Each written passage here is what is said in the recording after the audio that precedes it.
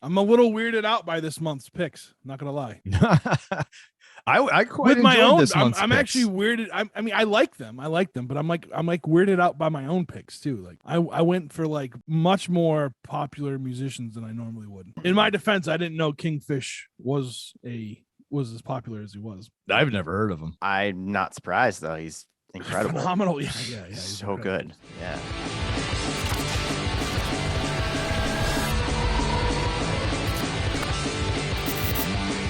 All right, let's get this thing started. Welcome back to another Bandcamp Friday, June 2022 edition. With us today, we have the full crew back. It's the first time in a couple months, right? Yeah, Good, because I don't have a lot to say. You guys can carry us today. We have Chris Chavez, the man of many words. Gonna be a man of few words today. No, I'm just kidding. What's up, dude? Michael Gratton, punk.a.folk, and the not so violent but weapon wielding Jeff Bousquet from Dirty Decibels podcast. That'd be a funny D&D character right there. Like he's got all the weapons, but he's not violent at all. Call Ricky. Tell him. Or all his weapons are like a spatula. Yeah. Like a feather duster. Like they're all like a throw pillow. Yeah. That just sounds kinky. A feather duster. I said something. A Swiffer. just cleaning products. Nice. Just wielding like a vacuum cleaner. The Mr. Clean magic erasers. You like bounce them off your head. Got the Swiffer Wet Jet as a ranged weapon. Yeah, so we're back. We're back again for another fantastic episode for you all. Chris picked this month's criteria, second theme. criteria. Yeah, the theme. And what was it? So this time I wanted to do something that would force us to kind of explore, right, and find something, and then from I shut there that shit down, didn't I? real quick. As soon as I saw yours, I was like, "All right, Trev, why don't you just take the easy way out?" No, but I knew he was gonna pick Red City Radio as soon as you said it. I thought we were safe though because we already covered them, but then I forgot about the live one. No, but so I decided to pick, find a band or a musician with the word red in their name. So that's our theme this week. Our second pick will have red in the name. I don't Chris, I think you should have. I think what you should have done was a band that has the word city in the name, because then like I just realized there are so many bands with city in the name. It's insane. Yeah, there really is. And it's always the middle word. Yeah, it's always Red City Radio, Bridge City Sinners, River City Rebels. There's like a million. Yeah. Well, that was like last week, right? When I had Paper Tigers, and I was like, I got them confused because there's so many tigers in the Boston area. Nice. All right. Well, who wants to go first? Let's have you go first, dude. All right, I'll just kick it off. Let me grab my notes. Yeah. So, all right. So my local pick is it says Portland, Maine. I don't know if that's exactly where they're from, or we're just gonna go with they're from New England. Weekend Friends, and the album is called Quitter. Anybody familiar with them prior to this? No, this is my first time hearing them. Jeff, yeah, do you know them? Yeah. Oh, cool. Fairly well. I mean, I haven't listened to them extensively until this exercise, so that was kind of a good. I think I saw them play at Boston Music Awards a few years back, maybe. Nice. And I've seen them play a couple times. I saw them play at the Rumble, Rock and Roll Rumble, when it was at once a few years back. That was probably the first time I saw them. They were like relatively new at the time. Yeah, I don't know how I stumbled upon them a while back. And I was like, this is really good. And it was this album. Time has passed, and my new boss was like talking about, he went to this show. He went to go see, they were supposed to give us jetpacks or something like that. Like we were promised jetpacks. Yeah. We were promised, and Weekend Friends opened, and he was talking about them. I said, I know that band, and then we were talking, and he was like, yeah, they were really good. And so it's cool to see someone, find a local band to go to see, like a much bigger band. I've never heard of we were promised jetpacks before until then. So that's a pretty dope name though. I like that. Yeah. But anyway, Weekend Friends, this album's really good. It's reminiscent of like alternative in like a little bit of punk ish, and it reminded me of something on like a Sincere Engineer level, but I don't know, I enjoyed the writing on this one, so that's why I wrote, this is what I wrote as I was listening to it. I wrote that this was solid pop punk rock with a 90s alternative vibe. The band is tight, nice balance of guitars shifting from clean to thick, fuzzy overdrive distortions. The vocals, though, took me a second to get used to. I got to be honest, because I mean, she sounds great when she's singing, but there's this thing she does where there's a slight kind of uplifting squeak almost. And I don't want to say squeak because that sounds weird to say vocally, right? But there is. And so for a second, it kind of caught me off. But the more I listened, it hooked me. It fits. It fits, the music, it fits the energy. Yeah, dude, I enjoyed this album. I thought it was a solid pick. This is something I would put on when I go for a drive. You know what I mean? A nice sunny afternoon or something. I'd put this on. Yeah, it's just a solid album, right? It's just like it's just front to back. I mean, you're right. You can just put this on and just let it go. So I hate that we started with this album because I didn't want to be this guy. But like Chris said, I absolutely love the writing on this album. I absolutely loved whoever wrote the guitar parts did a really good job of not coming in too hard, like adding just enough. I really love the singer's voice, but the delivery I found to be unlistenable for me after a while. And it's exactly what Chris said. And it's weird because normally that doesn't bother me. I don't know if it's just like the frequency of her voice in combination with it. Like it drove me nuts. So I had to listen to it in pieces, but I loved everything. And it's such a nitpicky bullshit. Like I feel like a cunt for even saying it. Like, but it was just all I could think about while I was listening to it. Yeah, I do agree with Chris and with Mike about the vocal thing there. It's not my favorite inflection, the way that she sings, but I do think they're a good band. My brother's a big fan of theirs.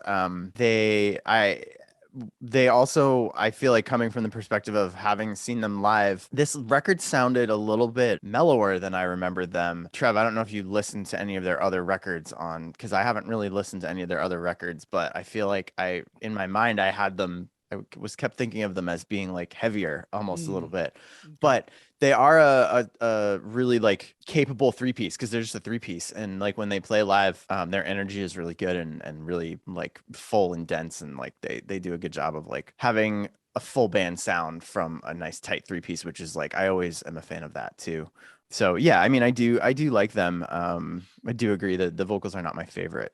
Hearing all that makes me feel good about what I have to say about some of your guys' picks, because like I said, it was so here's the cool thing, right? We don't have to you can recognize that something's good and still not enjoy it at some certain level. Right. Yeah. And that's what I really like about doing this is like, we don't want people to think like we're just like all like doing puff pieces on everything. Like if there's any, but yeah, no, so it's cool. And this, I think I love when like we hit these episodes where we're all in sync, but I like it when everything like is kind of scattered too. Like like I think this episode's going to be. So on to my second pick.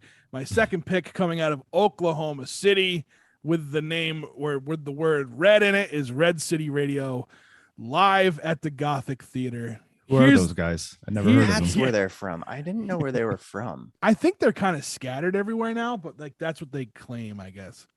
Here's the deal. One, I didn't like picking red for a thing. Two, like this album, I don't know if Paradise had the weird thing of where it came out in December of 2020. So for me, it was like it ended up being the best of 2020 and 2021. Cut and dry. They're well on their way. This live album, even though it's basically the same album, just different, but it's live. And I think everything they put behind this album, from like the production standpoint of like how they did it, because this was from a live stream album. This didn't even have a live audience. Like it was people were at home. That's what I was wondering. That explains a lot. Yeah. Okay. And then on top of it, like I don't know, they added like a cello to it and some other little things. Like it made it complete again. Like it made it its own thing. I am not typically the biggest fan of live albums. There's only like a handful out there that I actually enjoy on this, like on a big level like this. And I think this one, especially having to do it as a live stream, made it a little more like special because it still had that energy of you being at a show. So. Yeah. That makes a lot more sense because I'm listening to it, right? And the first thing I wrote down was that this is very clean for a live album. Like the production was absolutely amazing. And I'm just like, I'm straining to hear. I'm like, where's the crowd, right? Like, how come I can't even in the best produced live albums pulled straight from soundboards, you still hear a crowd even at a low level at times. And in this one, I'm just like, is there a crowd? What's happening? Like, this is a live album, right? And then I'm thinking, or are they calling it live because they went into the studio and just kind of re-recorded everything in one take, kind of a thing? You know what I mean? Like, so this makes sense that it was a live stream. But yeah, overall, I mean, everything you said about it, this is basically their album, but different. A little bit of, changes here and there, little nuances. Some songs have a different mood to them, but overall, it's Red City Radio, so you know what you're getting. I love this album. I think to piggyback off the empty venue, that was my favorite thing about it, because Red City Radio plays this album with like the same intensity you would play a live show. Mm-hmm. But there's no crowd noise. He even does banter with the audience. He calls them beautiful people. I die every time. Yeah. I'm like, he's talking to me, Yeah, sitting at home being beautiful. And it's that weird that weird, you have the band performing live and none of the sound, and it's recorded well enough that you get the they pick up the empty hall reverb. Yeah. So it feels like there's an emptiness to the recording. And I found that kind of interesting, that whole, like, we're playing live, but nobody's here. And it's Red City Radio. They're fucking awesome. So I think I'm with Chris. I love Red City Radio. I think they're great. I was equally confused. I thought, expecting a live record, like you have the audience mic'd specifically on purpose, and like you have that energy between the band and the crowd. And I guess I haven't listened to a lot of live records either. I'm not usually a fan of it, but that's what I went into it expecting, and I was like, this is really weird. It sounds incredible. The production work, fantastic. It sounds like it just doesn't sound like a live record to me. It just sounds like a studio recorded record where there's a little bit more reverb than normal, and he's doing that weird thing where he's like talking to people that aren't there. But now that you explain, it was like they recorded it while they were doing a live stream, like they were live streaming it and they recorded it. That makes sense. And I think that's something very unique, because like we probably hadn't been seeing that a lot before the pandemic. So I do think it's kind of that's interesting that they did that. Like, that's kind of a cool, to have like a really nice sounding, cleanly recorded, like archive of a live streamed show that you did is like, that's pretty cool. I think that's neat. But I don't know. I kind of feel like I prefer it to either be a live record or be a studio recorded album. And what I found was something in between that wasn't necessarily, I thought there was something a little bit weird about it. I do love Red City Radio in general, though, and I think they're such a tight band. They sound incredible.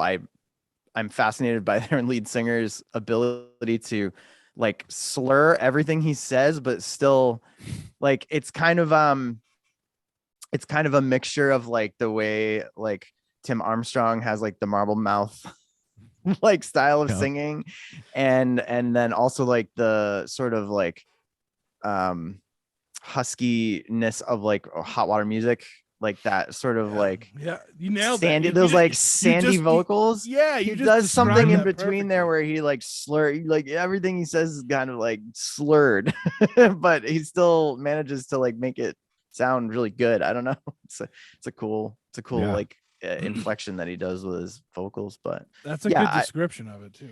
I liked the record. I just didn't like that there wasn't enough, that it wasn't actually live. That's kind of so what I wanted out of it. I know people who like bought the live stream for this, and they said it was like fucking phenomenal. Like they were blown away, and that just made me mad that I didn't buy a ticket to the live stream when it happened.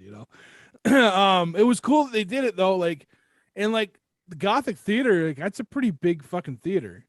So they had basically, I mean, what would they probably had to rent it out to do this whole thing and all these added instruments. Is that a venue in Oklahoma City? No, I think it's in Denver. It's in Denver. Cool. Denver. Okay. And oh, never mind. I'm a nerd, so I watched all the YouTube videos. Go. That's awesome. Orange amplification paid for it apparently. Nice. So like they had sponsors to make it happen. Nice. That's awesome. I just thought it was a rad way to re-release some of your songs that you didn't get to tour on. Totally. Now that you can head back out on the road while doing something for everybody that was like pissed off we were shut in. And it's something that you can add to it. Like adding those extra instruments makes it something else too. Like I am ridiculous when it comes to things that like I own, I think, 6 different copies of the movie Mad Max because there's different editions to them. You know what I'm saying? Collector. I guess I'm a collector at heart. Like I buy test pressings, I buy multiple variants of the same album. You know, that's Do just you what I own do. different copies of Mad Max on VHS? I feel do. like- I do not, although I would like to. I'm sure I will at some point, but yeah, no, I have like, I mean, it's stupid how many copies of Mad Max I have, like digitally and like and physically, you know. So because everything I own digital or physically, I buy digitally as well. Even with the new one, I have like a black and white version of it. Interesting. No idea why. I just needed it. So, all right. Well, moving on. Red City Radio was low hanging fruit for the red category. I will admit that. And you know, if people need that live thing, they could put the music on and then open up YouTube and find like an hour-long concert crowd sound and just put that on in the background too and feel like you're at a live show. Michael, and you thought you were a nerd with YouTube. Right. Jesus. All right. My X Factor. I've been the reason why I picked this one is I've been listening to a lot of blues lately, old stuff, and I wanted to hear something new, and I wanted to bring something new to Bandcamp Friday. The problem is and I'm sorry that I'm going to say this. A lot of blues singers nowadays are fat white men who wear glasses that are way too small for their face, and they have a soul patch on their chin. And I just don't like their music. It's not because they're white. I don't dig. There's different styles of blues, and like that is like, yeah, okay. Like, you know, I like Delta blues. I like Delta blues. I'm not even kidding. Hold on. We're for the people watching at home, you're gonna see something in a second here. Let me get out of this. Where is it? I'm gonna share something with you guys. Chris knows what I'm about to share. I think I'm a big fan of the blues, dude. I remember when I was a kid, I grew up. I had a cousin or friend, somebody, I can't remember who turned me on to them, but they turned me on to Robert Johnson, and that was it. I was just like, this is awesome. You know what I mean? And from there, I just dove right into all those old school blues guys, and I loved them all. This guy right here. I'm sick with a soul patch. All right. If we could draw a little soul patch on his chin, a shitty one of that. I'm sick of my blues singers looking like this. I actually think I saw him play at a blues concert a couple miles away from my house. All right. Sorry. I had to That's get amazing. that. Oh, Chris, I lost your video. Are you there? Yeah, I'm here. I can. Right. Oh, okay. Oh, Maybe- he froze. He froze, Chris. Oh, Frozen. sweet. He Oh, froze you're on still that. there though. There you are. Now you're back. No, so like, I'm sorry. I like Delta blues though. I like Delta blues, which is Mississippi blues. You know, Robert Johnson. I love Robert Johnson. You can trace almost everything that's rock and roll music back to Robert Johnson. Muddy Waters, great. Blind Blake, fantastic. Skip James. You listen to my dude. you listen to some of the stuff, and they're talking about, and it's sad that there's current issues now in the world that they're singing about from freaking 60, 70 years ago. It's super sad, but but like they sang, like, it was political back then too. Like whatever. If you're a punk rocker, you could find punk elements in way back then too. you know. So. Yeah, it all evolved out of like labor songs Mhm. and spirituals and stuff like that. Yeah. Yeah. So my pick for my X Factor is I don't know if I'm saying his name right, but Christone. It's spelled I'm assuming, weird. yeah. Yeah, Christone, Kingfish, Ingram. The album is 662. He was out of Clarksdale, Mississippi. This dude's got some fucking pipes on him, man. The one difference thing is I'm typically not into electric guitar blues, but he kills it with that electric guitar. Mhm. Yeah. Absolutely kills it. I was happy to have found him. I didn't realize how popular he was until after I made him the pick for this. So but it's whatever. It's he like we had said in the very beginning. Jeff had said, he deserves to be popular because he's really fucking good at what he does. So that is my pick for this month. Again, it's Delta Blues at its finest. I was totally into it. I've been listening to it nonstop. From the home of the Delta Blues, dude, Clarksdale. That's when I saw, obviously the album artwork, and it looks like it's going to be a blues album. So I'm like, all right, cool. We're going to get into the blues, and the playing's great. And I'm like, all right, this is not bad. But his voice, bro, when his voice hit, I was like, what? I don't know why, but like looking at the picture, I didn't expect that kind of like richness to it, I guess. Do you know what I mean? And so I was reading a little bit more about him and saw that he's only 22. Like, are you serious? Yeah. 22 or 23? I didn't realize he's that young. Bro, yes. This is what I wrote. I put, this is Damn. straight up Delta Blues injected with blistering guitar work and his voice. Good Lord, his voice. There's a warm familiarity to it. And even though this kid is 22, his voice sounds like he's lived a long storied life. Wow. I wouldn't be surprised to see if he hits BB King status in the next few years. Because I mean, like, I was just like blown away by this. And I didn't know I didn't know who he was at all. So when I hit play, man, I was like, oh, okay, Trev's bringing some blues. This is cool. But when that voice hit, I was like, holy cow, who is this? Very nice pick. Solid album. This was, and I'm not just saying this to make up for talking shit about your first band. This was my favorite thing that has been brought since I think Chris brought Buffalo Nickels. I love the blues, but I don't seek out the blues. So when I put on blues music, it's usually something I've heard before. And like you guys said, between the voice and I do love the electric guitar there. And I'm glad you referenced BB King before I did, because like I got those vibes immediately, only in a modern updated take. Mm-hmm. Yeah, I agree that I don't listen to this genre nearly as much as I should, and I was blown away. I can't believe he's 22. That's incredible. I did not know that at all. He sounds like a perfect example of like I've been around and have some stories to tell, and like fills that role of like a blues singer so well. So that's really cool. It's just badass all around. The guitar tones, the lead parts, his vocals, the bass lines. I also kind of liked that the album kind of started off like hot and heavy, and then it mellows out a little bit for a little bit in between.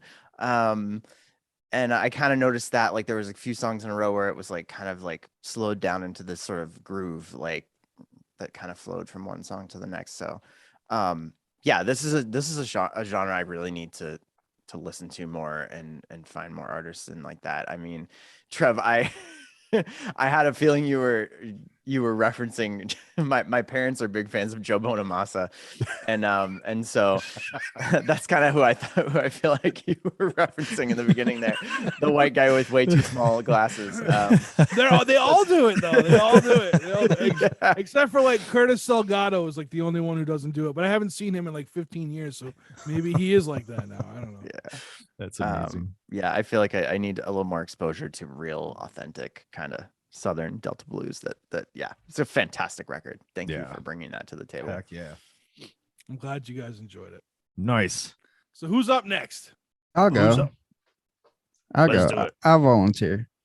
My first pick is from Toledo.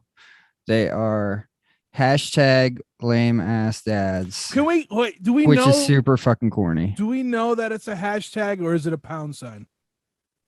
It can I- be either or. I It believe. depends on how old you are. If they're dads, why wouldn't it be a pound sign? Well, Yeah. I believe they're playing off the joke that like they're dads, so they got into hashtags like 10 years too late. Oh, okay. I think would Kinda, be the it's reference. kind of lame. It's kind of Yeah. lame. Yeah, it's hash lame. brown lame ass dads.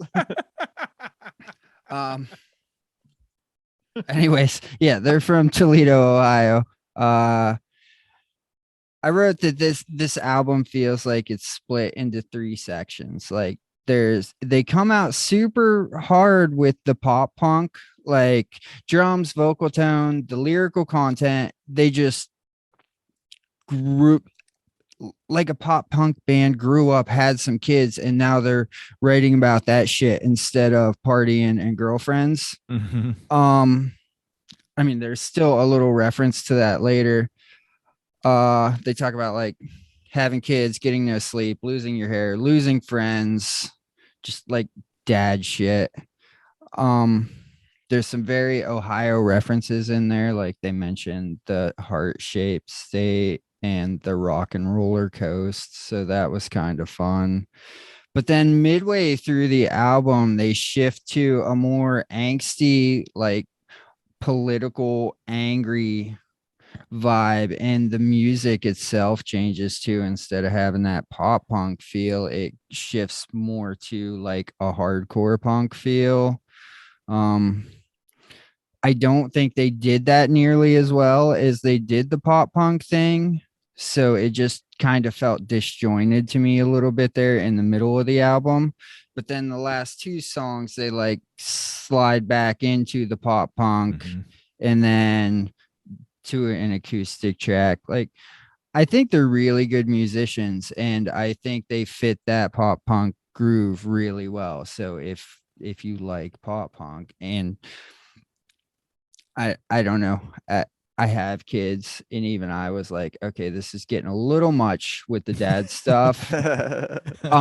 So like where the political stuff would be more in my wheelhouse, I just don't feel like they pulled it off as well, because they throw in some like really nice harmonies and backing vocals in the pop punk stuff that I felt like was missing.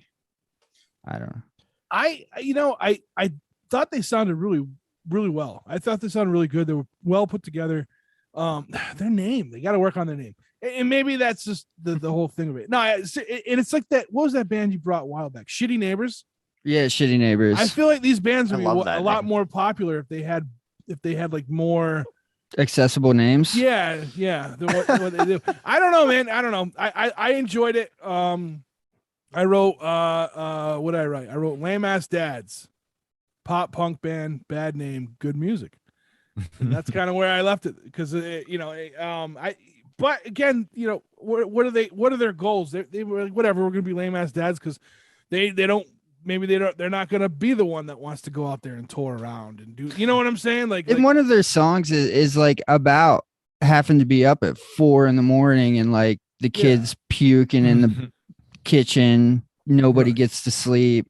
Like, so it's stuff. I think there's a market for it. Like it's very relatable to people my age. Yeah. You know what? It kind of goes back to what we were saying about like having those tongue-in-cheek lyrics, but like meaning it. You know what I mean? And like they own it well.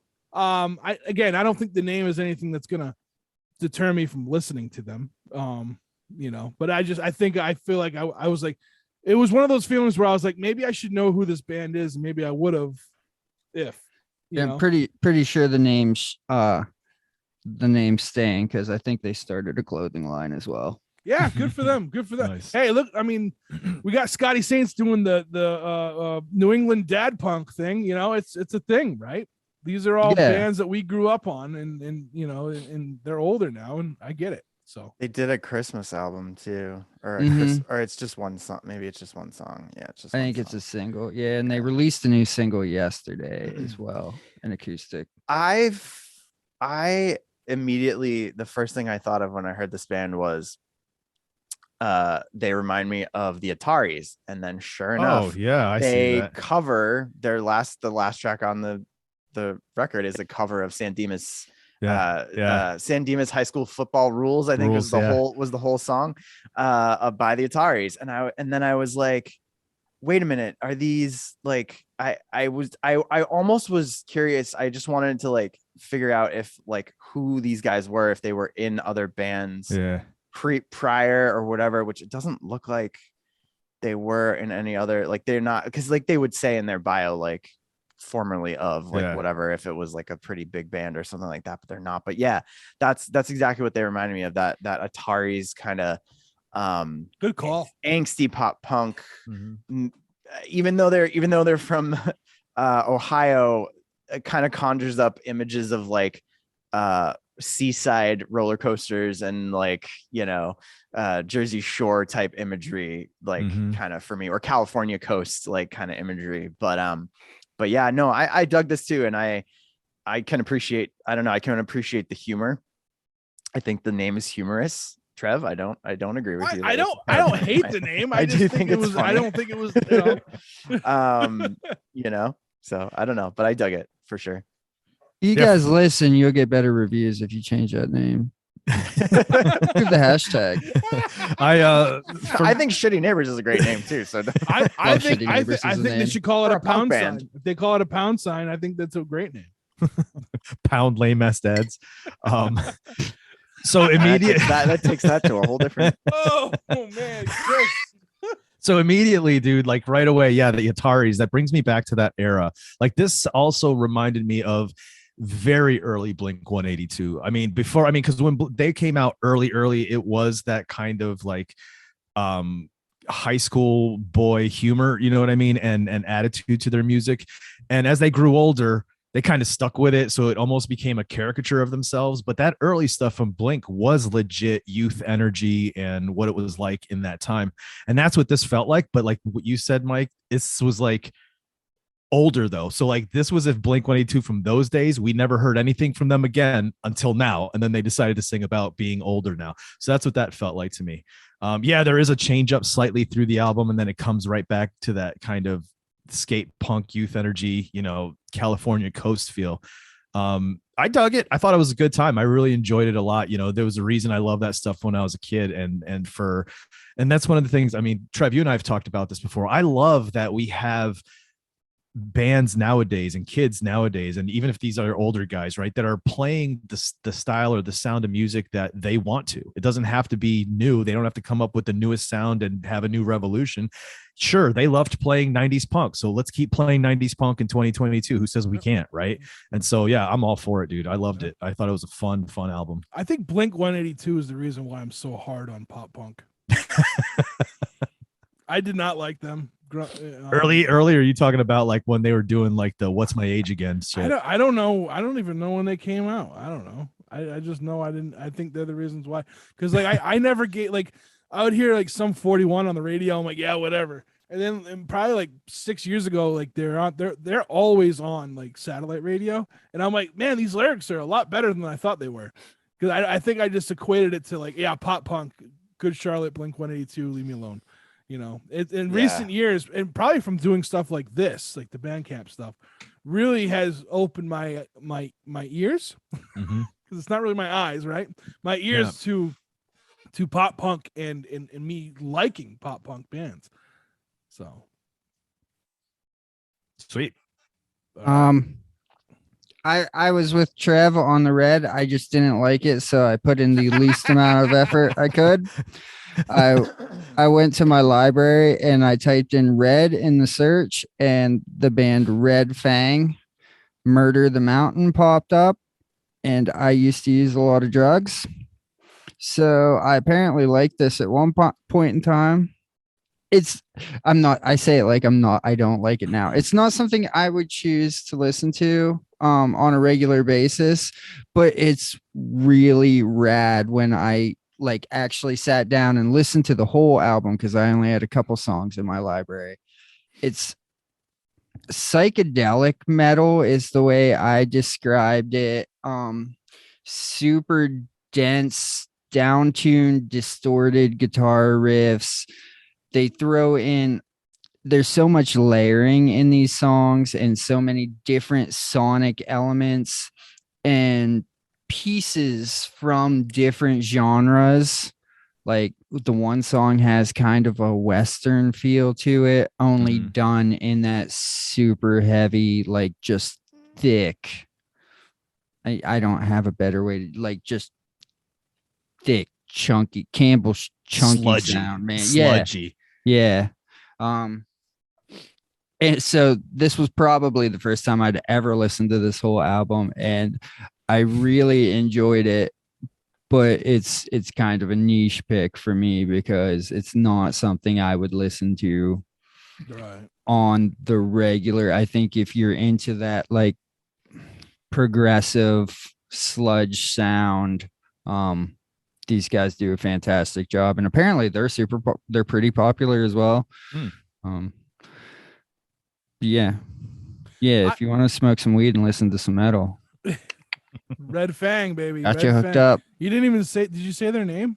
Yeah, Red Fang. Oh, okay. All right. I didn't hear that part. I might not have said the album. The album's Murder the Mountains. Yeah. I like that title. That title. Lame ass dads. Take notes. Just kidding. Lame ass dads. So listen, I first thing I did when Chris said Red, I typed in Red, and the first thing that came up was Red Fang. And it wasn't this album, it was a different album, and I was like, yeah, I just, it's whatever. But this was probably the better album of the two that I heard. It's very radio friendly metal. I feel like something you would hear on a rock station if rock was playing something that wasn't top 40 metal. It definitely had a good sound. I mean, it's metal, right? They're good, and it's metal. I guess that's all I can say. With a fantastic name like Murder the Mountains. I feel like I'm a little surprised to hear you say radio friendly, because the vibe I got was, I almost felt like it was a little too complex to be. I thought maybe there was too much going on, but now that you said it, I guess. Yeah. I mean, that's just what metal is, right? This particular brand of metal, anyway. Yeah, notes for the sake of playing notes. So and nothing was wrong with it. It is what it is, and I've said it 1,000 times. You don't have to reinvent the wheel to sound good, you know. So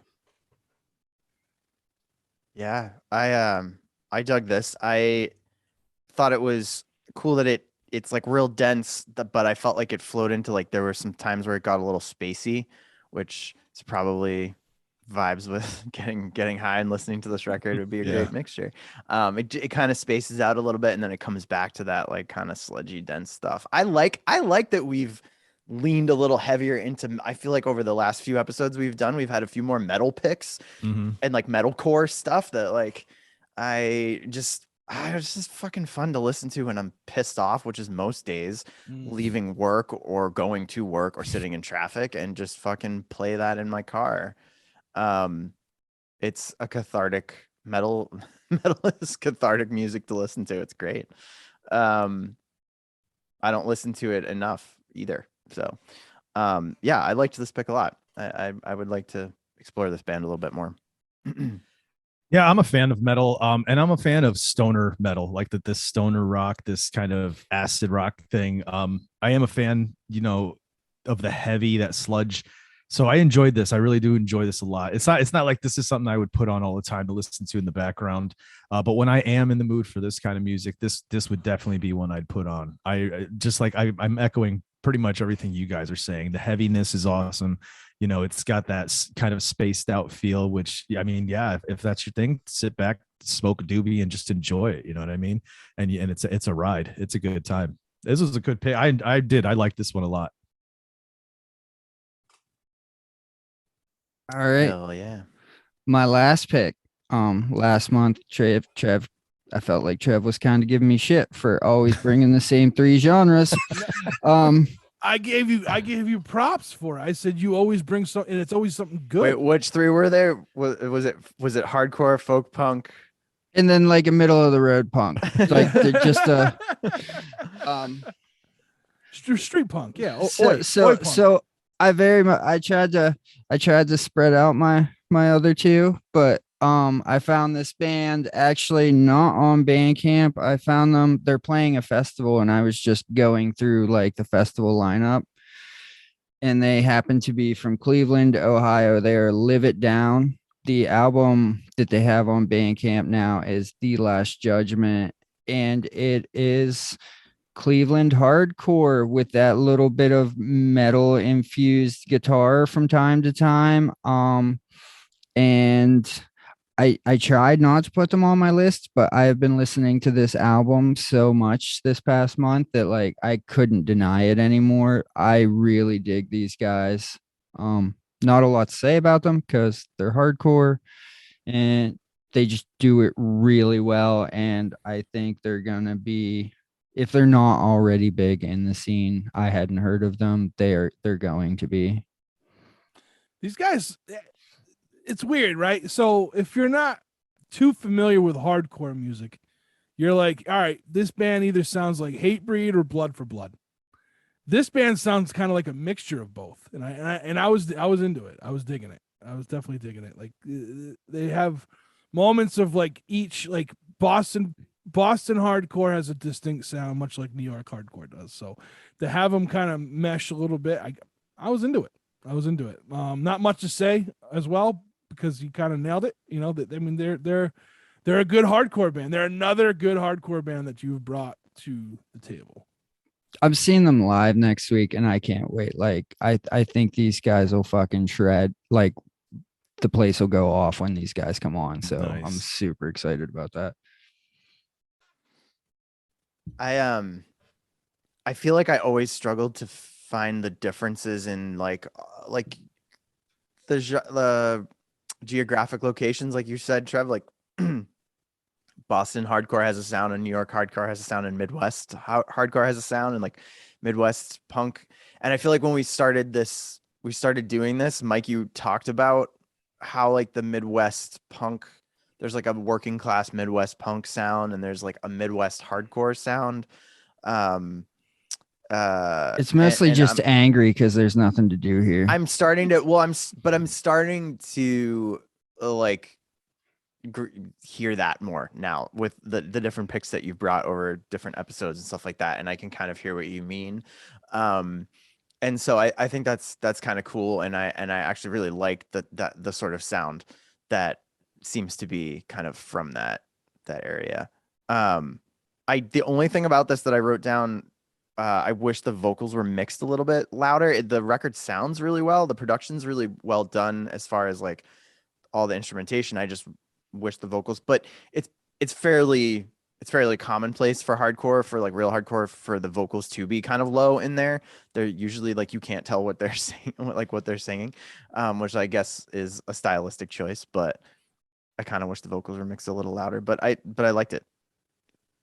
Yeah, I mean, so kind of like what you said, Jeff, on the last pick, there's times when you listen to metal when you want it for the aggression, when you're angry. And that's how I am with hardcore. Like, I like hardcore. I'm a big fan of hardcore, but not like I'm going to go out of my way and put it on when I'm on my way to work, you know, just let me throw it on. But it's when I'm in a specific mood, Yeah. You know, hardcore really hits.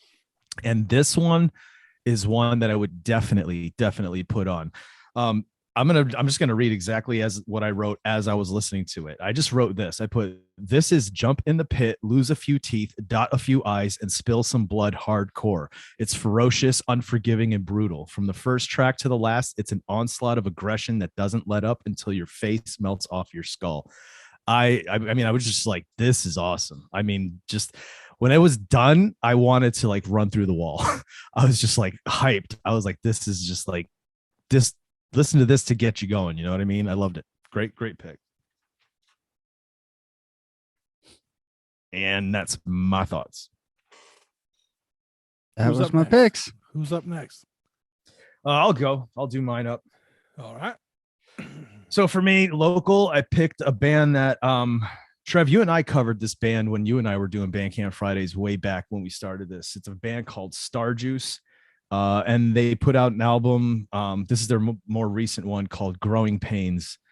I liked the band when I first heard them, so just to listen to them again, it reminded me of why I liked it. It's high energy punk rock with elements of grunge, pop punk, indie alternative.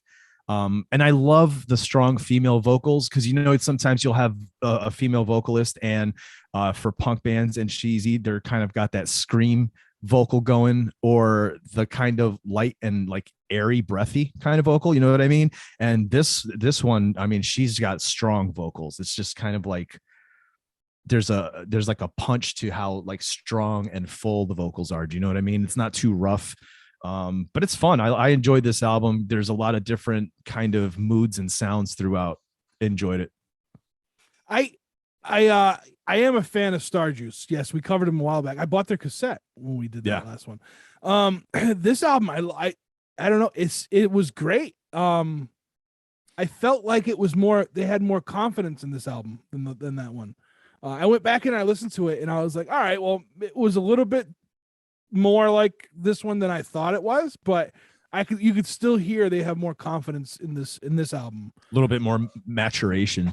Yeah, so I was into it, liked it. I everything you've ever sent me from them, like I said, I bought a cassette of theirs, so I'm in. Yeah, I really like this. I'm glad you mentioned her vocals. Like, I feel like she is such a strong vocalist. Mm-hmm. And I like that they do a bit of the tongue in cheek with that song it's like fast punk song or something, but it's all one word, and it's just almost, it feels like an exercise of them trying to play a song as fast as they can just to see how fast they can do it. I really enjoyed this album. I think I immediately, the first thing I thought of was some similarities in the vocals to the band Talk Me Off, which are buddies of mine from down in Richmond. I don't know if we've ever brought them to a round table. Have we? Maybe not. Maybe we haven't. Maybe I should bring them as a pick sometime. You got the Excel sheet, bud. They are, yeah, I gotta do that. Yeah, it's real, just like real strong, like punchy female vocals that are not like too almost, I don't know, Chris, like you were hitting the nail on the head with what you were saying before. There's like sort of I feel like there's a cookie cutter sometimes to certain types of female punk vocals. And this band is not like that. I think they had some cool, like new wavy sounds in there, and just like really super fun to listen to. If you're like fast, energetic. I liked it a lot. I didn't have too much more to say about it than that, but yeah, Starjuice is pretty cool. I'd like to see them live. I haven't seen them live yet here, so I'm gonna have to look into that. All right, my next pick. What's Buffalo? that? They're Buffalo, yeah, Buffalo. right? Buffalo. yeah. My next pick for the red theme was so I did the same thing, right? I typed in red, and the first thing I saw was Red Fang. And I did the same thing as Trev. I listened to the first one that was available, the most recent, and I was like, well, I mean, this isn't too bad, I went through some more reds, all different kinds of stuff, and then I came across this band, Red Scalp. Immediately I was drawn to the cover art. It's just this kind of spacey, artistic ghost looking thing. And the name of the album, what was it called now? I don't even have it written here. The Great Chase in the Sky. Thank you. The Great Chase in the Sky. So I am a huge Pink Floyd fan. I love Pink Floyd, love, a lot of their music. And immediately when I saw the name of this album, I was like, oh, is this like a play on The Great Gig in the Sky from Dark Side of the Moon? So I gave it a listen.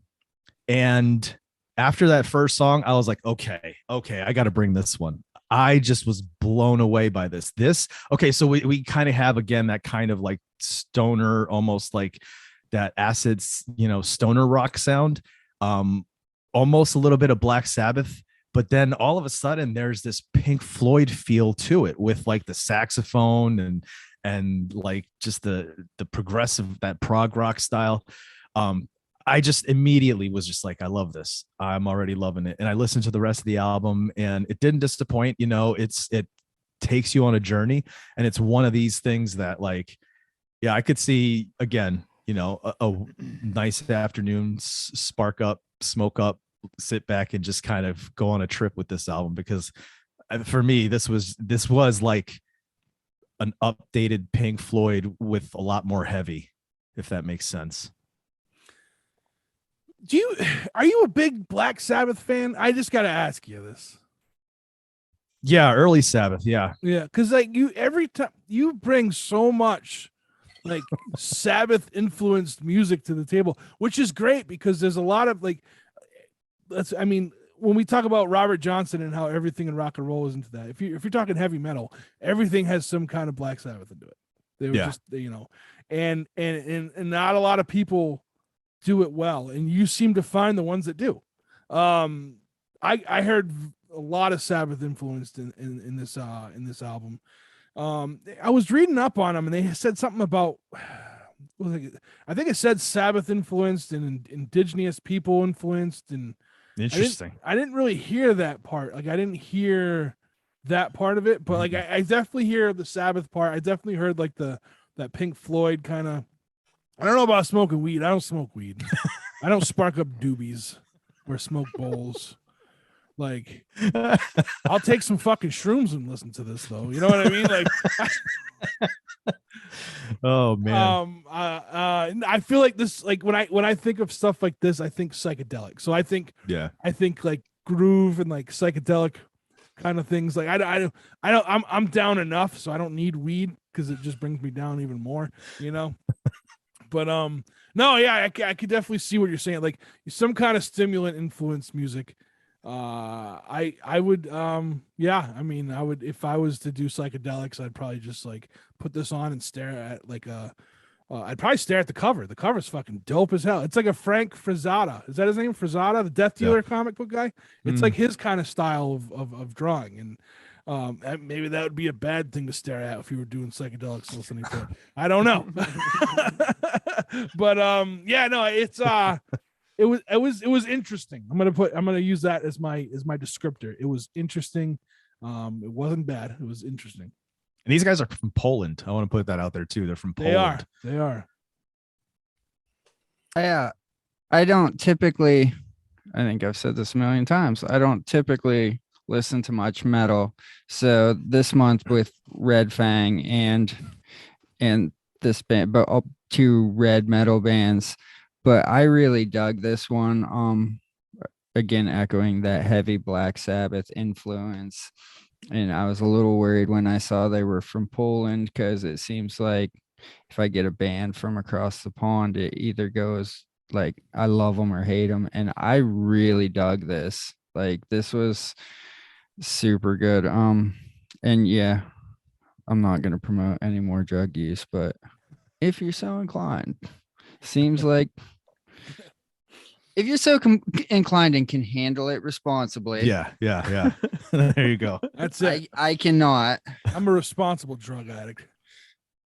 I full disclosure, this was one of the ones I didn't have a chance to dive too fully into. I listened to like I think the first couple of tracks off of it. And I did think it was cool that it kind of starts off as this like heavy European metal that like, and then slides into the like spacey, I wrote down like trippy metal / heavy rock. And so I thought that was kind of cool, but I didn't get to dig into it too much further beyond that. But just to echo what I said about the last band, the last red band that we were talking about, Red Fang, was like I kind of want to dive into listening to that style of music more, and this was a good record. I dig it. Yeah, dude. As soon as that sax kicked in, I was just like, what is going on? Who's throwing sax in a metal tune right now? Oh yeah, this is awesome. Does that make it ska? Throw shit in the blender and see yeah, it just immediately makes it ska metal. All right, so the sixth wave of ska is metal. So there you go. So for my last pick, I didn't write down the name of the album. What's the name of this? So the Sonic Empath. Thank you. So the artist is Cara Elizabeth, and the song is the album is Sonic Empath. So this one I picked because, you know, coming off of Starjuice, which was kind of that poppy punk, that alternative sound, and then this heavy kind of, you know, spacey red Scalp, I wanted something that was just going to kind of just ease off now. Do you know what I mean? And so I found her, and I was because I was just looking for acoustic stuff. I was just looking for something kind of chill. And when I found her album, there was something about the way she, like, her singer-songwriter style, the way she plays, matched with her singing, like her vocals. Now, this is the kind of vocals that are a little bit lighter, a little bit on the softer edge, you know. But there's something about her vocals. This is what I wrote, and it's going to sound ridiculous, but I wrote this because this is what it felt like when I heard her vocals kind of come in on one of the songs. I said that her vocals feel like a cool glass of water on a warm summer night. It just does. It's just this kind of like cool, like the way it just breezes into the music. But this album is just overall just, you know, Americana, singer-songwriter, indie folk. You've got acoustic guitars, you got violins, steel pedals, mandolins, there's electric guitar in this. And it's all just really kind of chill, relaxing.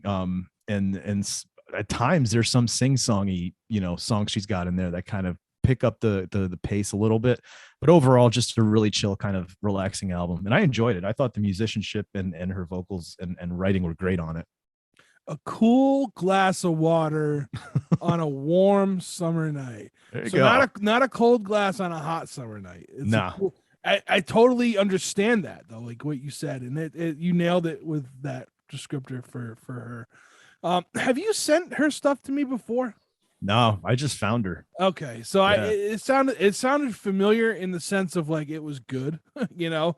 Mhm. So like it has a familiar like sound to it, and I dig it. Singer songwriter stuff, it's fantastic. It's good Mhm. just to kind of, you know, after listening to psychedelic metal to kind of just have a cool glass of water on a warm summer night, and that's exactly what we got. I dug it. I'm gonna dive into a little bit more, see what else she's got out there, if she has anything else out there. But Yeah, looks like she does. yeah, no, it was good. And again, it has like a warm, familiar sound, or a cool, familiar sound, if you're going with your analogy. But yeah. One of the bands earlier I had kind of knocked for the vocal delivery, and this Keep going back to that, Mike. I do. Maybe I'm just hyper focused on it. I don't know. But this woman, girl, whatever. I really love, like, even more so than her voice, just the way her voice comes across. I got like burlesque. It reminds me of like when you watch a period piece from the 20s and they're in a jazz club or whatever, the way the words almost seem to like fall out of their mouth. Like it's just effortless. It's the emotion just being relieved through their mouth hole. I'm not a poet like Chris. You almost had it. Almost. Yeah, I was right there. It was right there. And then you said mouth hole. And then the instrumentation, I thought, like you said, just fit it super well. It was folky, traditional Americana, but then it had that jazzy swing to it that I really enjoyed. I will always have a huge soft spot in my heart for like this style of music, just in general, just the Americana setup with all of those types of instruments, like you said, like pedal steels and lap steels and harmonica and accordion and like any of that stuff that goes into like folky Americana stuff. I love it. I think it comes from really enjoying mixing that live. It's really fun to work with bands that sound like that live. It's just, I don't know. I just always kind of enjoyed it. So this was a great pick for me. I loved this. I love that she has that at times there's some like little spooky folk elements, like kind of similar to Bridge City Sinners, but then she keeps coming back to this very sort of kind of roots traditional style of like, even with her strumming patterns and stuff like that, like the sort of like 1-2 strumming patterns and stuff. And I wrote down like kind of maybe a mixture of like a Phoebe Bridgers and Laura Marling vocals style.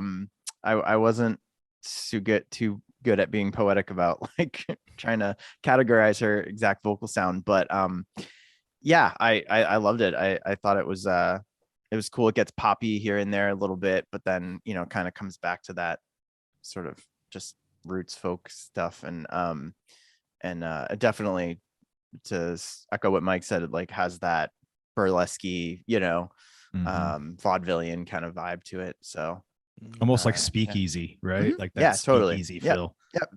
Definitely big, you know, total similarities to Bridge City Sinners and some other stuff that we've brought to the table. So I like it for sure. Sweet. And that's my 3. Yeah. Jeff, you're up.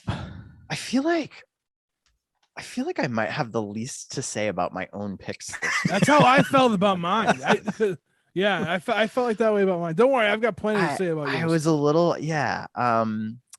My local pick was this band Trash Rabbit, and again, admittedly, I need to dive into them more and listen to more. They have a fair amount of stuff out available. I chose their record, the Trash Rabbit Presents Rabbits Rumble or whatever, and I have not seen the whole band play live, but 2 of the members of the band have played at my venue, so that's how I met them. That's how I heard them. And listening to, they kind of did a stripped down thing because it was just the 2 of them, and they were like, we're usually a full band, but we're just going to play some of our songs kind of stripped down. And I was like, these guys are really good. I really want to hear them as a full band. So that's why I picked it. But it's kind of cool, thrashy punk stuff. It's just fun to listen to, and I think they're super tight. I like the name, and I was like, oh, I can't wait to hear what this sounds like. And maybe I had different not expectations, but like a different sound in my head of what Trash Rabbit would sound like, which is unfair to the band. I liked it, but this is how I described it: discombobulated, pandemonium, bedlam, disjointed, a whole bunch of stuff that means confusion, right? So but I like it. Like and that was all off the first track, you know. As the album went on, like I got into it more and more, and I kind of understood like what they were going for.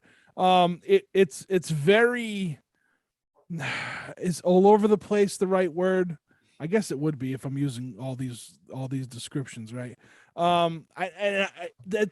That's just what they do, right? It seems like that's what they're trying to do, or at least in this album. It's kind of chaotic, frenetic. Yeah. So like I'm you know, and I'm into like frantic punk and you know, and stuff like that. So I was intrigued by it. At first I was like, whoa, what's going on here, you know? And then that's when all those words came to my mind. And then they all mean the same thing. So I was like, well, I didn't have to say them all, but I wanted to because they're great words.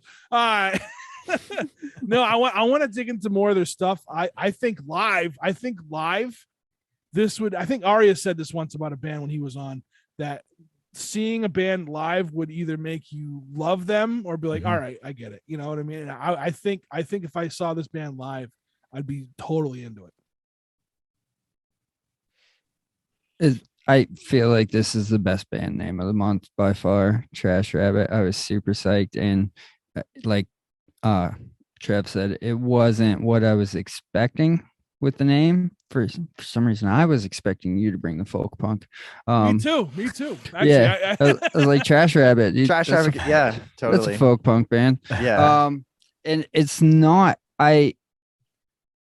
I like the way you guys described it as frenetic and disjointed. It had a feel of like a jazz club where you go and there's a lot of improvisation. Yeah. So there are going to be pieces that don't feel like they quite fit, but that's because that's what they came up with. And the song keeps going. I really enjoyed this pick. It was different. It was, frenetic. I like the word frenetic. I'll stop trying to think of words. Mike, I'm glad you said jazz, right? Because that's what it reminded me of, is like that kind of like improv jazz.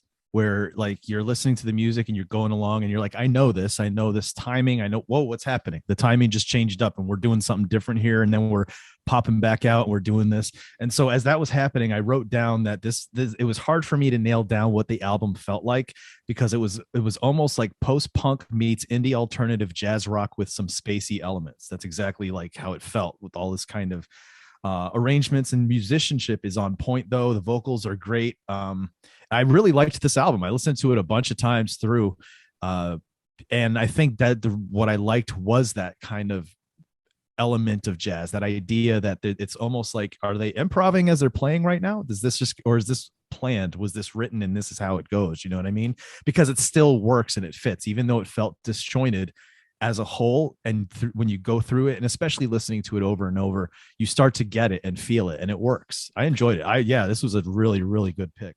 I want to add too, they also had like they also, you know what they reminded me of, and I, you know, do you remember the band that we talked about? We didn't bring it to the table. It was like the little discussion before we started the episode, when I was talking about with the singer who peed on the fan.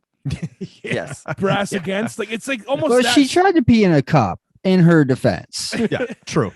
And it always reminds me not of peeing on a fan, but like that kind of band where like you said, like the jazz club, where they're just all kind of just, you know, collectively just playing something and things get switched. It reminded me of that, and that's kind of what that band does when they're not peeing on people. So nice. Yeah. For the record, Trev does not want to pee on his fans. No. Does not. I think I went on rec. Never mind. We're gonna. I'm just glad we clarified that they peed on a person in the audience who was a fan of the band, not peed on a fan, because that just sounds like a big stage stunt. Like, she peed on a fan. It went everywhere. It sprayed on the whole audience. That's their shtick. That's their gimmick. This band, they bring a fan. Oh god, it's like the misting fans at the festivals. I never thought we'd talk about the piano fan person again, but here we are. Awesome. I think I talk about it once a week since you've told me. I just watch it once a week. So My favorite story. oh gosh, sorry, Jeff. Back to you. Yeah. So the red pick, it did the same thing as everybody else. Interesting. Just put red into the thing, and I was like, let's just throw shit at the wall and see what happens. I was like, all right, this band, I thought their cover, like you were saying with yours, Chris, like I thought their cover was kind of cool. I thought the photo on the cover was kind of cool, and I was like, this looks interesting. Let's check this out. So I chose this band, Blood Red Shoes, and I also liked the name of the album, Ghosts on Tape. I think that's like a great album name. Not my favorite. They are kind of a heavy, new wavy industrial kind of mixture. There are some like kind of poppy new wave, like 80s synthy elements to it, and then there's also some songs that get like real, like I don't even know what the word, like robotically industrial kind of sounds, heavy sounds on there. Not my favorite sound, but it was cool to just find something and go with it and just kind of check it out. So yeah, those were kind of really my only thoughts on it. I didn't have too much else to say about it. I got really different vibes throughout this whole album. They switch singers, I think, from different songs, and stuff, which I always appreciate a band that does that. I always think that's kind of cool. So yeah, I typically do, unless it's not good. My thing is this: the guy singer, he sounds like the love child of Imagine Dragons and Jack White. and the sound, who's poetic now. Like the sound fits that for that too. Like I feel like his songs, the sound was different than the female vocalist songs. Like the sound completely. Right. I loved her. I think her voice was awesome. Very 80s freestyle, like you said. And then there was like this little, like there was a couple songs that reminded me of like if Gwen Stefani was goth. It kind of fit that too. Overall, I enjoyed it. You know, I could have done without his stuff. And he's probably playing the music in hers as well. But it was weird to hear a band that had two, and maybe it's just me, but they sounded like they had two different sounds, almost three different sounds throughout the whole thing. So Yeah, it was wild. You just somehow made Gwen Stefani hotter in my head. Goth Gwen Stefani. Again, I don't know why I was super focused on vocals this month. And while I didn't mind his, it was whatever effect they use on hers. Is that an effect? Like that masky, I don't even know how to describe it, but it just like was irritating me. So I was glad they switched singers. I'm not saying she's not a fantastic vocalist. She has a beautiful voice, but there was just something to I think they something in post-production they had done to you were like the exact opposite of me then. give it like a more ethereal quality, I guess, to fit the that heavy synth sound. I don't know. Maybe I need to go back and re-listen to this one though, because maybe I was over focused, hyper focused. So for me, this is what I wrote. I immediately get Nine Inch Nails vibes. Like the opening lo-fi sound of the piano keys sounds like the song Hurt almost. And I put even the male vocal at times resembles Trent Reznor's effects heavy screams. The rest of the album takes on an industrial synth dance vibe, and it's still kind of like Nine Inch Nails, but with like, do you guys know the Sneaker Pimps? You know the band I Sneaker remember Pimps back in the them. night. Yeah. So anytime the female vocalist came in, it reminded me of the Sneaker Pimps. It had that kind of, lo-fi chill hop kind of vocal delivery, but with this synthy Nine Inch Nails industrial feel behind it. So I actually like this. I am a fan of Nine Inch Nails. I was a fan growing up. I was a huge fan of Nine Inch Nails. And I do kind of like that over kind of distorted industrial heavy, stuff. And again, not all the time. It's something that once in a while I would put on, but I know you said initially, Jeff, when you first sent these out, you're like, you weren't too sure about the pick. And I was just like, actually, I like this. This is actually, I dug it, and yeah, I was into it, but again, it's nothing that's new to me. It was very familiar in that it sounded like Nine Inch Nails, Sneaker Pimps, that era of alternative rock. Maybe I gotta re-listen because I didn't get Nine Inch Nails out of that at all. Yeah, dude. When that opening song, literally, I thought, wait, are they doing a cover of Hurt? But then I realized, no, that the keys changed up. It wasn't exact. That to me, that was all Imagine Dragons.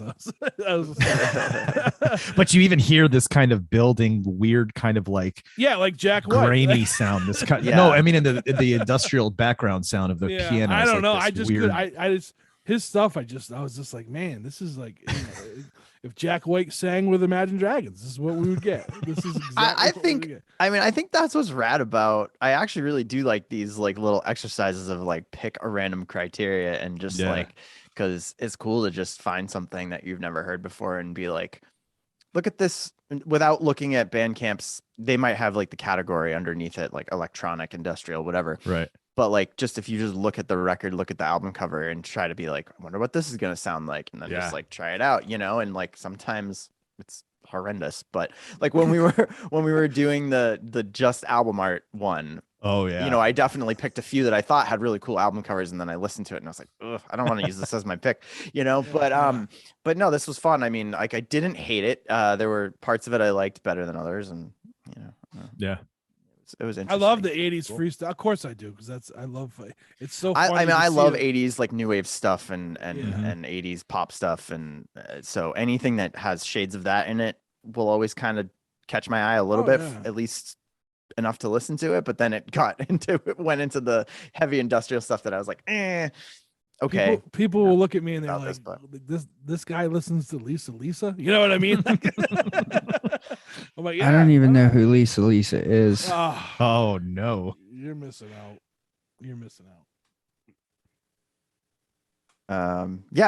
So my last pick is this band Mallcops that I chose their record. I think it's "We Made Plans to Self-Destruct and Return to the Stars," or "Return to Something." Return to the Stars. Yeah, you Return got to it. the Stars. Yeah. They're a cool band. I have also gotten exposure. They've played my venue a couple of times. Yeah, they're from here Kind too, right? of. They're local. Yep, they're from Boston area. They are kind of an indie emo type thing going on. There are times I feel like where I really like the vocals, and then there are also some times where I feel like I don't love the vocals as much. Something about the tone or the inflection of his vocals like, I don't know. I'm kind of mixed on that, but I like their overall sound. It's like kind of fairly mellow. And they do put on a pretty good live show. They're pretty talented musically, like musicianship wise. And I think they have kind of an interesting sound, so I went with them as my X factor. I have radio pop punk, emphasis on the pop. I think that's what you're hearing with his vocals. I think it's more pop singing than than not. You know, it's not my particular brand of stuff, but I can recognize when something sounds good, and this deserves radio time. They are pretty popular. They're pretty they're like, I feel like pretty well. Yeah. So I actually wrote that like this band deserves radio time if they don't have it. So I love the band name. I love the title of the album. I love the album artwork, just the two solitary chairs in front of a wall of UFO pictures. Yes. And I really like the band. It reminded me of that like 90s alternative radio sound, like Trev said. Like yeah, I don't have a lot to say. It's not in my wheelhouse per se, but I think they did a fantastic job of creating that sound, and it's one I'm gonna buy. Like, I'm gonna keep it around because it's something I can listen to, like, I don't know, when I'm in the mood for something different, like Trev's reggae album last month. Yeah, nice. Yeah, I enjoyed this too. I put down this has that indie alternative pop rock feel. It felt kind of like Panic at the Disco meets Jimmy Eat World meets Maroon 5 almost, but like a little bit more updated. Catchy melodies, head nodding rhythms, not bad. It's a good, fun album overall. It wasn't anything that was explosive or blew me away, but it wasn't anything where I was just like, oof, I can't do this and turning it off. You know what I mean? Like, I enjoyed it, and if it was on, I wouldn't say, hey, take that off the radio. I'm not enjoying it. So no, I liked it. It was good. It was fun. Cool. And that's it. That's it. Is that it? That's the end. That's the end. We have reached it. Yeah, it was like I said, it was a peculiar month for us, I think. But I enjoyed it. I liked it. I really thought it was pretty decent. Peculiar's good. Yeah. Yeah. I think it's I thought it was fun. I listened to a lot of stuff that I'd have never stumbled across this stuff. Yeah. So it was fun. Yeah. Yeah, I know that's the beauty of this thing, right? So yeah. I'm really digging the like pick different criteria thing. It's a great catalyst for finding new shit. So who's gonna pick next month? Should I? Can I pick one? Yeah, do it. All right, I'll pick one for next month. I don't know what it's gonna be yet. Well, you just volunteered, so you better think of something fast. I know. So all right, well, I'll get it to you guys. Sweet. And we did this one pretty, like, we didn't have a whole lot of time to listen to everything when we did this one. So yeah, that's my bad, dude. I was the late one here. I think we did a good job with it. I think we did a good job with everything. So these are good. Sweet. Where can people find you all? DirtyDecibelsCast.com, anchor.fm/DirtyDecibels, at DirtyDBcast on Instagram. In your Bandcamp. And your Bandcamp. JeffBousquet.bandcamp.com. Yeah. Sweet. Check out his stuff. Jeff, you've been featured on this segment before, on this show before.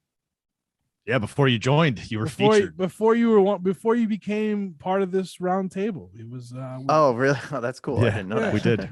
We did. I actually I bought Jeff's album off of Chris and Trev's recommendation on this before I met Jeff. This is meta now. This is proof that it works. Right. Keep making music, kids. You could end up here one day. Yeah, I really think your next album should be called Sad Music Always, Sad Music Forever. Oh, I thought you were gonna say it should be called like some mixture of wielding weapons, like non-violent weapons or something. Death by Feather Duster. Death by Swiffer. Again, Death by Feather Duster does not sound like it sounds kinky. Oh, it's awesome. All right, Michael. Punk.a.folk.net. There's links to everything there. Michael does some great stuff over at punk.a.folk. In particular, he does like tech review, right? Yeah. Yeah. Yeah, and I need you to like get me I need you to price me out some speakers because I need better speakers. I thought you ordered speakers. I didn't order those because they only had white, and I don't want white. Yeah, that's bullshit. Nobody wants white speakers. What kind of speakers? Jammo? Like hi-fi speakers or like speakers for your computer? What are you talking here? Just for my stereo, like floor speakers. Dude, go to Welfare Records in Haverhill, man. They have a room full of vintage hi-fi stuff. Oh, really? Okay. Yeah. All right, we're gonna go there. All right, I'm writing that down. Welfare Records. It's worth checking out anyway. All right, cool. Chris. Yes, find me on my numerous podcasts at bicbp-radio.com. We have other things we've got coming up in the works as well. If I'm going to plug this out there, if you're a musician or a band, we are putting together a benefit compilation for Against All Odds Animal Alliance. It's a local a Buffalo local rescue that works with dogs that are ensnared in the legal system and saves them from being put down. So we're putting together a compilation for it, and 100% of the proceeds go to benefit that dog rescue. So hit up the Struggling Artist Podcast Instagram to check that out, or email us at thestrugglingartistpodcast@gmail.com. I haven't promoted it once.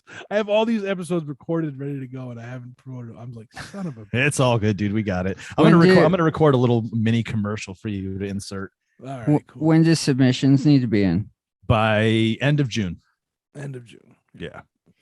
And I am Trev, the Struggling Artist. Find me at the Struggling Artist Podcast, wherever you listen to podcasts.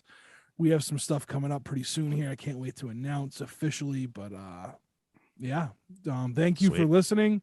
You can find you'll find this episode on all of our respective platforms or programs. Yep. Do we have programs? Programs. Program. I like that. Programs. So until next time, take care of yourselves. We'll see you next month for July. I'm going to bring something maybe patriotic to the criteria.